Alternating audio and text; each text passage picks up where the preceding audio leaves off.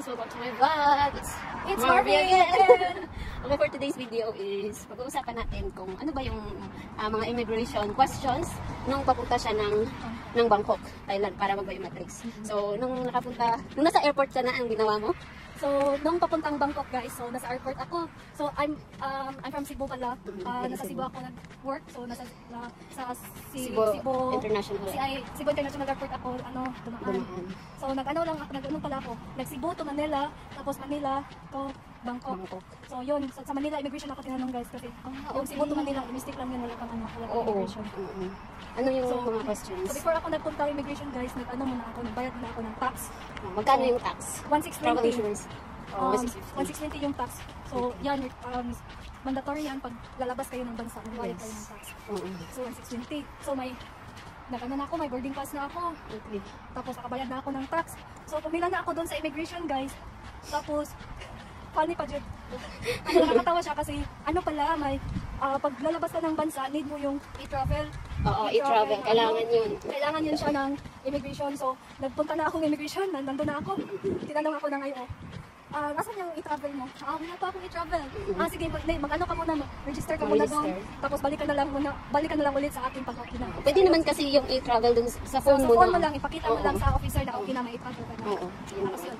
Pag may e-travel na ako guys, binigay ko yung binigay ko yung passport, yung ticket ko, tapos yung contract ko, at saka hotel accommodation, at saka yung return ticket. So, yun yung mahalaga. Importante. Yung return ticket, accommodation, at saka yung contract mo. Kasi need yun, hahanapin din yun ng IO. Ano yung mga tinanong sa'yo ng immigration? Ang tinanong sa akin, saan punta mo? Sa Bangkok po. Sa Thailand po. Saan destination mo? Sa Bangkok po. Sa Bangkok po, sir. Yun. Anong gagawin mo doon? Sabi ko, magba-biometric po. Kasi mag-biometric po ako para sa visa ko dito sa Sweden. So, tinanong ulit ako, bakit? Wala bang embassy dito sa Manila? Sagot ko, di ko ako sure. So, ang sabi ng IO, di mo sure? Ko, yes po. Tapos? Okay. Anong gagawin mo sa Anong gagawin mo sa Sweden? Mag-au pair po. Sabi niya, au pair. Siya, yes po. Tapos nagtanong ulit siya, ano ba yung, di ba, mag-aaral ka ng language. Ko, yes po sir. Tapos anong kapalit ng pag-aaral mo? Mag-aalaga po ng bata. Yun yung sinagot ko sa kanya. Siya, okay. Tapos ilang araw ka Ilang araw ka sa Bangkok? 2 days lang. May return ticket ka? Yes po, meron po. Tapos yun, binigay ko na lahat sa kanya. Before that pala, tinanong niya ako, may contract ka ng sa au pair. Tapos yun, binigay ko yung authenticated contract ko sa officer. Tapos yung may certification din. Doon yata tayo dadaan. Doon lang tamo na kuan. Wait lang guys. Dito lang tamo kuan no kasi mo anak pa ta dito or asang mas doon. Diretso na lang ta. Okay guys. Ano naman si ate nga, unahan na sa gasolinahan nila. Huwag ta nila dito. Sige. So, yun na guys, tinanong pala ako ng officer na may contract ka? Inko, yes po sir, meron po, nandyan po yung, kasi binigay ko na lahat yung mga documents ko sa kanya. Sabi niya, okay. Kasi nakita niya yung certification niya for CFO, nakita niya din yun.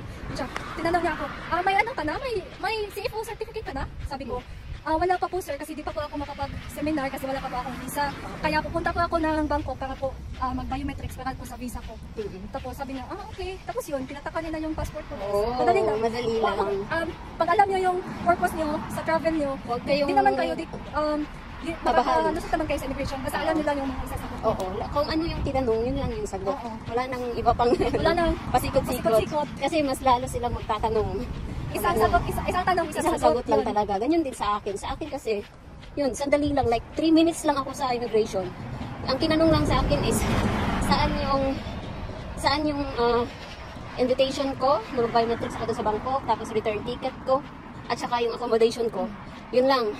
Tapos, yun lang. Tapos tinataka na agad sa akin. Kasi parang mabait yung immigration, yung IO ko. Kaya, yun, madali lang yung yung sa immigration ko. Pero pag dapat talaga alam nyo yung, huwag kayong kabahan. Kasi, dapat may mga documents. Bago kayo pumunta doon, dapat kompleto yung mga documents nyo. Tapos, yun lang. Pero kasi, nung time ko, may kasama ako na friend ko. Sabay kami papuntang Bangkok.